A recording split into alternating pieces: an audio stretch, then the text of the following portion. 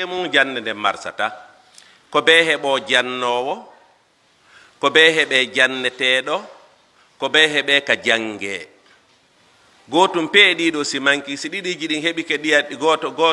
goto manki haray ha joni marsali ko be jannowo heɓo ko be janneteɗo heɓo ko be ka jangeteɗon heɓo donc joni noon Allah waɗi ɓe waɗi ka jangeteɗo ɓe kippi kadi joni e jannoɓe kadi heɓi ke joni ko enen kadi jama o wakkiloto joni janneteɓe kañum kadi heɓo haray ko waɗugol folo addugol jangoɓe ɓen joni noon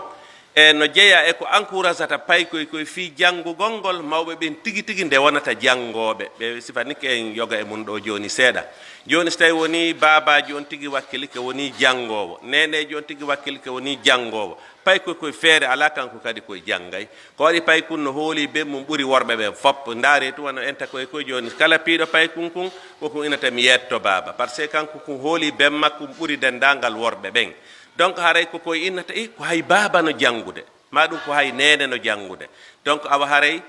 o moƴƴereji ɗin fof kaka nder gandal ɗi woni boneji ɗin fof e masiboji ɗin e tanaji ɗin fof kaka majje ɗi woni alkhayru kullu lkhayri fi l ilm wa charru kullu charri fi l jahal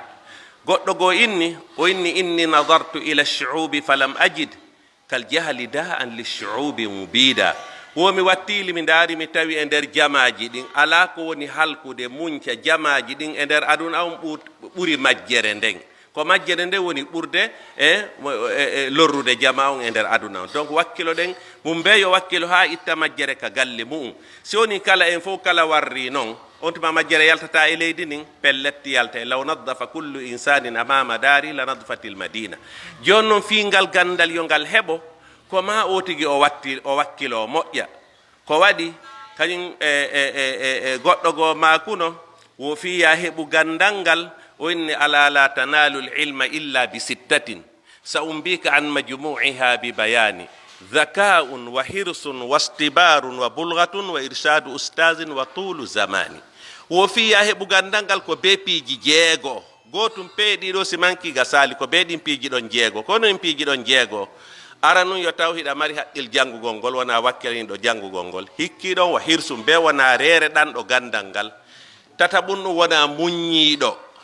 muññiɗo naya ɓum ɗum wona taw beri wo ko heɓuɗa yonete fi e telemma fi ɗaɓɓugol gandal ngal ko non ha kadi tan on wona kadi tan ƴettana ɗum kadi tan par ce que gandal wigol miɗo janngoyde heña mi heɓa gandal ɗum gasata ko be wakkiloɗa jokka ɗon doy e nder neɓata hara gandal ngal heɓike donc haray en torodiri wakkiloɗen janggen ne'iren paykoye men koye gandal ne'iren cuuɗi men ɗi wurnitiren ɗi jannugol paykoye koye jangga alqur'ana waɗa adkaruji e nder galleji men ɗin ko ɗum ɗo woni ko nafata en ɗen tori allahu subhanahu wa taala on ngalduɗal udditangal ɗo o l'école udditaɗo ɗo yo allah waɗu barki e muɗum yo allah waɗu barki e muɗum yo allah waɗu barki e muɗum ɗen tori allahu subhanahu wa taala on yo allah adduɗo janngoɓe buy ɓe janga ɓe heɓa gande moolanaɗe nafayɗe aduna e lahara karba koɓe moolanaɓe heɓo ɗo cadre ɓe moolanaɓe heɓo ɗo laamotoɓe leydi ndin heɓo ɗo président janngowo ɗo won heɓo président de la république hara ko yaltuɗo e o l'école ɗo ministre ɓe kelɗuɓe dirisa ɓe ndi leydi hulayɓe allah heɓo ka l'école ɗo bi rahmatika ya arhamar rahimin joni hare musidɓe tedduɓe men jarni on min weltanike on min duwanike on ɓe udditan ɓen ɗo yo allah ɓeydu yaññandeɓe yo allah ɓeydu yaññandeɓe yo allah ɓeydu yaññandeɓe yo allah ɓeydu firtidarte on haɓɓa masiba on joni hara ɗen wattutude micro e junngo kañum ɓe mawɓe men tedduɓe seeniɓe ɗo ɗum woni kañum monsieur Bawouri en wa akhiru da'wana an alhamdulillahi rabbil alamin